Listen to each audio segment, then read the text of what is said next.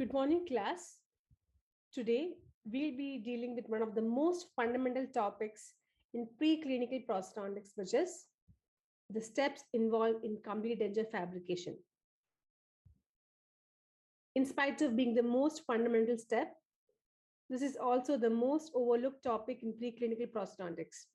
It is very important for you all to understand the basic steps involved in complete denture fabrication. Broadly, you can categorize the steps involved in complete denture fabrication into two categories, which is clinical steps and laboratory steps. In today's lecture, I'll be trying to integrate the clinical steps as well as the laboratory steps in order to bring to your attention the importance of each and every laboratory step in the corresponding clinical procedure. So let's begin today's lecture. The most important step or the most fundamental step, I would say, in complete denture fabrication is diagnosis and treatment planning. This begins right from the moment the patient walks into your OP department. This involves a detailed history recording of the patient. By case history, we mean recording the patient's personal history, recording the patient's medical history, inquiring if he or she is consuming any drugs, if they have any history of allergy, recording the patient's past dental history, if he or she was a previous denture wearer, then the denture history, and so on. Once you record a detailed case history of the patient, the next step is to do an extraoral examination where you will examine the patient for any obvious facial asymmetry and you will do a temporomandibular joint examination. After this, we'll proceed with the intraoral examination, where you'll evaluate the patient's intraoral tissues, including a detailed evaluation of the residual alveolar ridges, the floor of the mouth, the buccal mucosa, the tongue, the hard palate, and so on.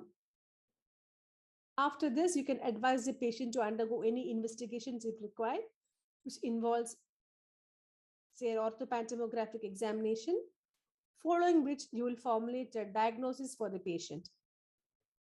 Once you formulate a diagnosis, you can chart out the best possible treatment plan according to the needs of the patient and based on the evaluation of the findings.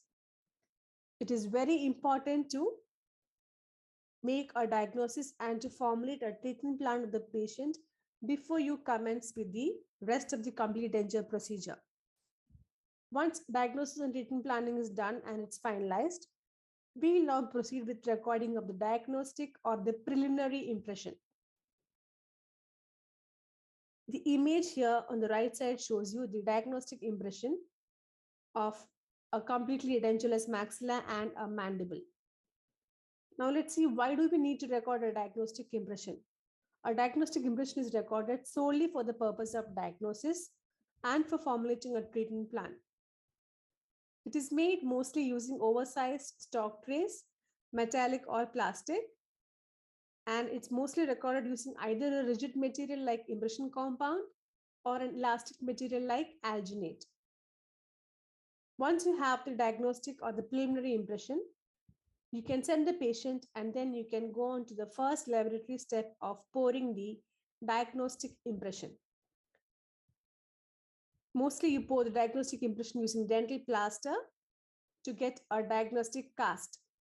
Once you have the cast, you will remove the cast from the impression and you'll finish the cast to get a beautiful land area and a nice recording of the anatomical details.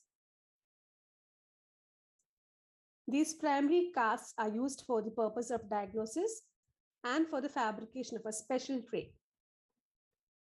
Now you can proceed with the fabrication of a spacer onto this diagnostic cast. A spacer fabrication is mandatory if you are following a special selective pressure impression technique.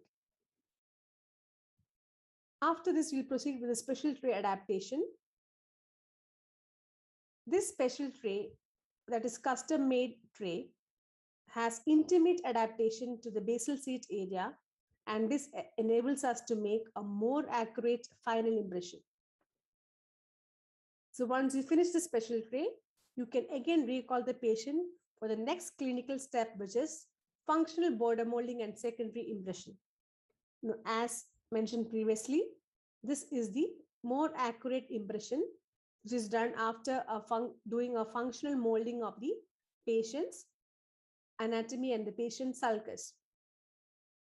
The image shows you a border molded maxillary custom tray using green stick and the secondary impression. This is the image of a mandibular custom tray, which is border molded using again green stick compound and the corresponding secondary impression. Once you record the final impression or the secondary impression, now you can pour the secondary impression using dental stone. Before you pour the dental stone, there is a very important laboratory step, which is beading and boxing of the master impression or the secondary impression. This is to preserve all the anatomical details and to get a beautiful recording of the land area. Once you do the beading and boxing, you can pour the master cast using dental stone. Once the master cast sets, you can finish the master cast. This master cast is going to be the accurate reproduction of the denture bearing area and will contain all the fine anatomical details. Once a master cast is finished, you can proceed with the next step, which is adapting a denture base on the master cast. This is followed by fabrication of the occlusal rims on the master cast. The occlusal rims are essential for recording the patient's jaw relation and also for the arrangement of artificial teeth. Now we'll again recall the patient for the next clinical step, which is recording the patient's jaw relations. Please bear in mind that we record three kinds of jaw relations: an orientation relation, a vertical relation, and a horizontal relation, also known as centric relation. So jaw relation is a clinical procedure that involves transferring the patient's orientation relation, establishing the vertical dimension, and also recording the patient's centric relation. The image on the left side shows recording of the vertical dimension. We attach two self-adhesive tapes on the patient's most prominent point on the nose and on the chin, and we record the nose-chin distance to establish the vertical dimension. The image on the right side shows guiding the patient to bite into centric relation. Once you record the patient's vertical dimension and once you verify the patient's centric relation, you can seal the occlusal rims in the patient's mouth, either using aloe wax or you can also use zinc oxide eugenol impression paste. The occlusal rims are sealed together in the relation specific to each patient. Please note that no two patients will have the same jaw relation. So every jaw relation is unique to every individual patient. Now, once we finish this procedure, you can again send the patient and we'll start with the next set of lab procedures, which involves transferring this jaw relation into an articulator. We'll do a step known as thread relation first, where we verify the transferring of the occlusal rims to the articulator. And now we'll attach these sealed occlusal rims with the master cast to the articulator by doing a procedure by name laboratory mounting. Please note that always this procedure is confused with the procedure known as articulation.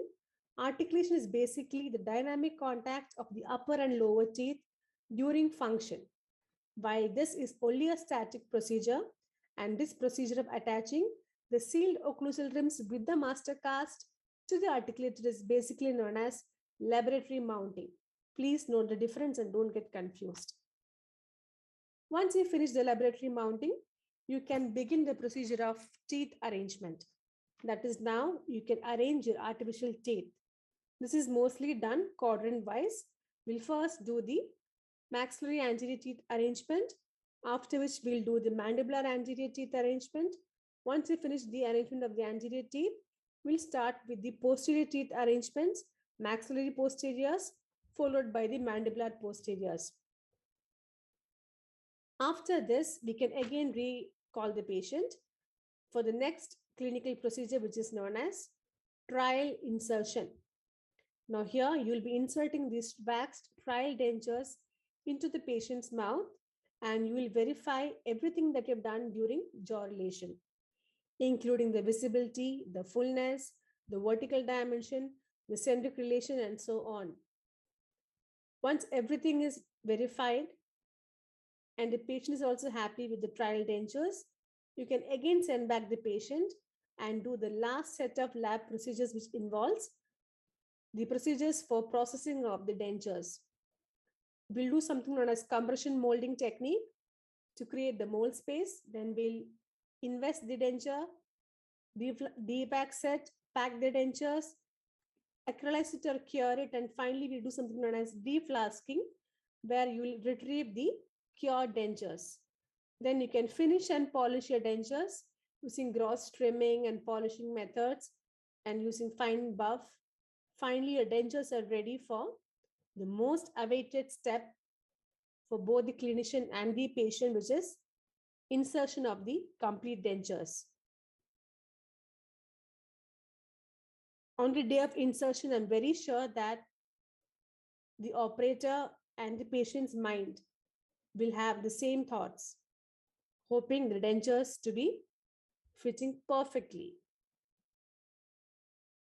On the day of insertion, we'll insert the dentures into the patient's mouth, maxillary dentures first, and check for the peripheral seal, the visibility, the denture extension, the occlusion, and so on.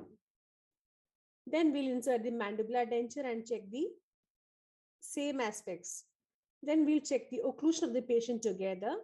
If there are any occlusal discrepancies or the patient complains of any interferences, it is very important that you remove or you avoid these interferences by doing something known as selective grinding of the interfering contacts.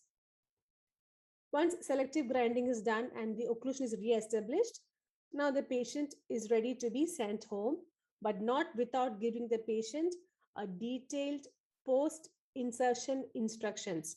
It is very important that you inform the patient how to wear the dentures, how to maintain the dentures hygienically, what are the instructions to be followed, what are the diet the patient should undertake, any nutritional supplementation or nutritional modifications if required.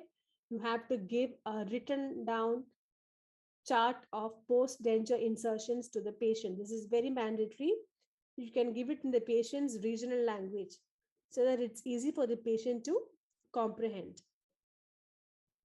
Now, please bear in mind that when you restore a patient's occlusion and when you give a completely edentulous patient a reason to smile, it is very heartwarming to bring a smile on a completely edentulous patient's face. It's a very overwhelming moment. Okay.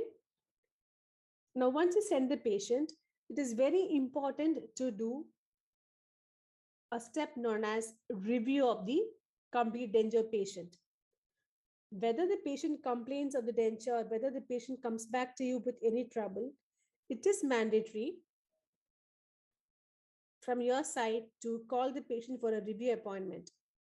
This is where you again reevaluate the patient's dentures for any trouble in extension, any trouble in peripheral seal, any visible soft tissue irritations or soft tissue injury of the patient. And you can again verify the centriculation and occlusion of the patient. You can also verify if the patient is maintaining a good denture hygiene. That's also very, very important. You can even evaluate if the patient is actually following the instructions given, if there is an improvement in the phonetics of the patient, if the speech is improved, if he or she is following proper diet, if the nutrition supplements are being given, and so on. You should do the review visits, or you should make the patient understand that review visits are important every 3 months. And once the patient is done through the review, you can conclude that your complete denture treatment procedure was successful. And this brings us to the end of today's session on the steps involved in complete denture. I hope you all had a very useful session, and thank you all for your patient attention. Now we'll have a session for clearing your doubts, followed by a detailed video demonstration of all the complete denture steps. Thank you all.